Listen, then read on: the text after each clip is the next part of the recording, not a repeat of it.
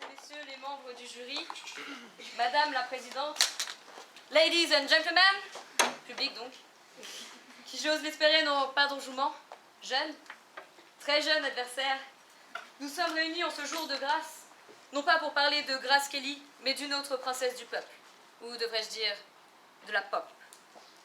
C'est donc de l'épopée de Madonna, notre Madone on ne peut plus moderne et transgénérationnelle, dont nous sommes venus discuter. Nos adversaires ont tenté de vous convaincre, en vain, je l'espère,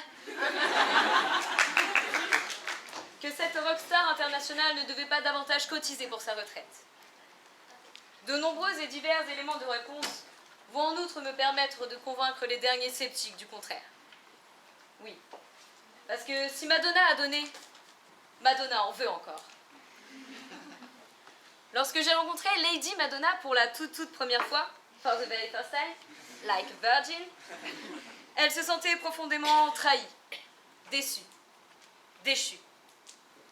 Elle a ainsi fait appel à mes services pour que je prenne sa défense envers et contre tous, mais tout particulièrement contre ceux dont les abjectes allégations la verraient déjà, non pas en haut de l'affiche, mais à l'apogée de sa prodigieuse carrière.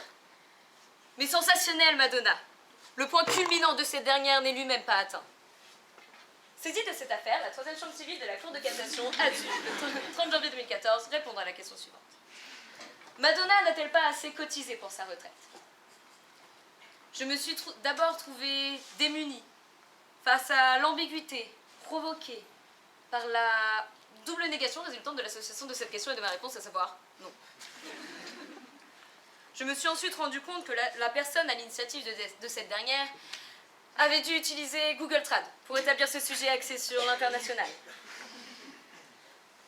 Faites entrer l'accusé, enfin le prévenu. Anyway, let me introduce you to Madonna!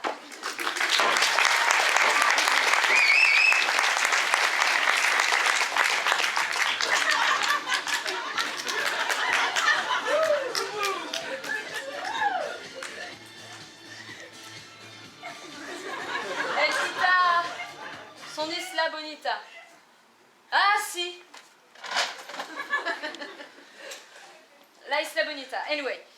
Quand la Madone a appris qu'une telle épée de Damoclès pesait sur sa tête, ce soir-là, dans les tréfonds de la nuit profonde, dans les méandres de sa popularité, Madonna a pas niqué. Je parvins toutefois à dissiper cette crainte qui la submergeait. D'une part, je lui rappelai que sa pugnacité lui permettait encore aujourd'hui d'être assise confortablement sur le trône, non pas de fer, mais de sa notoriété. D'autre part, je lui fis audacieusement remarquer que si continuer de cotiser était un droit, c'était également une nécessité. Madonna, c'est avant tout un palmarès à tous les niveaux. Au niveau professionnel, d'abord, la Madone est chanteuse, danseuse, actrice, chorégraphe, réalisatrice. Sacré cumul des mandats, me direz-vous. But you know, she's a material girl. Madonna a de plus souvent été copiée, jamais égalée. Amy Winehouse, Rihanna, Beyoncé, Katy Perry et autres Miley Cyrus en sont la preuve en chair pour certaines, en os pour d'autres. Et puis, ne dit-on pas d'une rockstar que sa carrière débute lorsqu'elle ne remplit pas encore son soutien-gorge et s'achève lorsqu'elle ne rentre plus dans sa jupe? Aucun problème ne se pose avec Madonna, qui arbore une plastique parfaite. Du haut de ses 1,70 m au chaos, Madonna entre manifestement bien dans ses jupes. Le problème du soutien-gorge étant réglé depuis longtemps, bien longtemps, dans une galaxie lointaine, très lointaine. Et de sans jupe à l'université du Havre à sans culotte à l'Olympia, Madonna s'est toujours fervemment battue pour défendre ses opinions. Souvent de manière singulière, admettons-le, mais il lui reste un nombre considérable de combats à mener. Pour déterminer ces derniers, Madonna s'adonna à la lecture d'un journal de renom, au contenu fiable et véridique, vérifié et approuvé, qui a déjà étayé nombre de plaidoiries de Rhétorica, closer, pour ne pas le citer. Et oui, ça a égaillé sa Julie Journée. Au regard de la frêle fraîche et croustillante actualité, elle se Maradona. En se souvenant qu'elle fut et qu'elle est sans aucun doute toujours la chanteuse de prédilection de Jacques Chirac, qui voyait en elle un potentiel pouvant participer à la relance de l'économie française. Oui, parce que frère Jacques, où es-tu? Anyway, frère Jacques a tout particulièrement apprécié la dextérité avec laquelle la Madone a éjecté sa culotte dans la foule en chaleur. Oui, il faisait très chaud. Culottée, cette Madonna. La vigueur de Madonna, s'alliant à son ardente volonté de continuer à cotiser pour sa retraite, fera taire les derniers réticents. Oui, Madonna veut encore cotiser. Et quand on veut, on peut. Johnny Hallyday n'est-il pas encore aujourd'hui l'idole des jeunes? Charles Aznavour ne continuait-il pas, lui aussi, de nous conter sa bohème, ses amis, ses amours, ses emmerdes, hier encore, comme s'il avait 20 ans? Tout roule pour les Rolling Stones, alors aussi me semble-t-il inconcevable que Madonna doive déjà prendre sa retraite. Ainsi, ma devise trouve sa parfaite illustration. Sexe, droit, and rock'n'roll.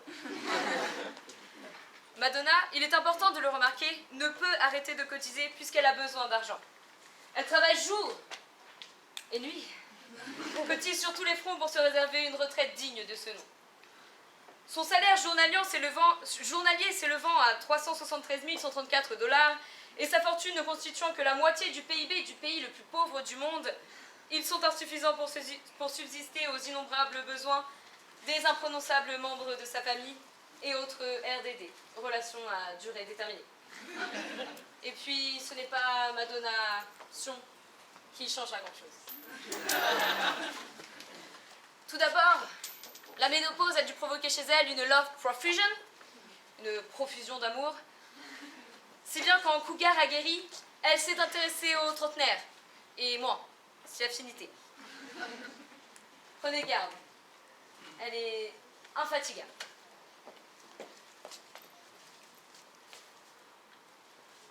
Elle a dit « I got you, and I'm asking ». Commençons cette énumération par ces divers toy boys. Sean Penn, Vanilla Ice, Carlos Leon, Guy Ritchie, Jesus Luz, Pedro Manuel Pablo, Gaspard Balthazar Melchior. Là encore, sacré cumul. Jésus donc, était d'ailleurs de 28 ans le cadet de la Madone, la Sainte Vierge donc. Outre le caractère incestueux de cette relation, elle témoigne de la vivacité de Madonna. Oui, elle a besoin d'amour. Des bisous, des câlins, elle en veut tous les jours.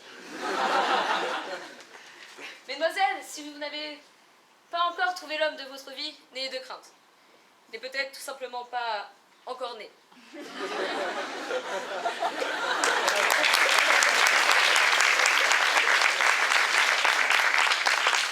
Il convient ensuite d'évoquer le sujet incontournable de ses enfants. Elle doit à elle seule leur montrer l'exemple puisque papa don't preach. Eh bien oui, être une femme libérée, tu sais, c'est pas si facile. Lourde d'abord a définitivement renoncé à son pèlerinage et préfère marcher sur les traces de sa mère. Espérons pour elle que le karaoké dominical portera ses fruits. Rocco, qui en pleine conversation avec le chanteur de Queen a été entendu dire « Si, Freddy, c'est bien moi le fils de Madonna ». Son deuxième fils s'appelle David et son nom de famille est Banda. David Banda donc, mais n'oublions pas sa fille adoptive Mercy, dont le nom a été très vite trouvé. La Madone a en effet usé de son pouvoir financier pour accélérer la procédure d'adoption. Elle est arrivée au Malawi, a pris l'enfant et a dit « Mercy ». Les responsabilités inhérentes à sa qualité de mère nous permettent encore de conclure que Madonna est dans la nécessité de continuer à cotiser pour sa retraite. Sans aucun lien logique, mais puisque toutes les routes mènent à Rome, il est important d'évoquer l'interdiction d'un de ses concerts par le Vatican. Ce qui a engendré une importante perte d'argent pour la Madone, qui nous conforte encore et toujours dans notre précédente affirmation. Eh bien oui, je le redis, Madonna doit encore cotiser pour sa retraite. Et comme avec le temps va, tout s'en va, j'en arrive déjà à la fin de cette plaidoirie, en espérant vous avoir convaincu que Madonna n'avait pas encore assez cotisé pour sa retraite. Il convient de conclure ce débat sur une personnalité outrageusement provocante par un fait à sa hauteur. Rappelons donc pour conclure, et rendons hommage à son fougueux et fugace baiser avec Britney Spears. Hey, what did you expect?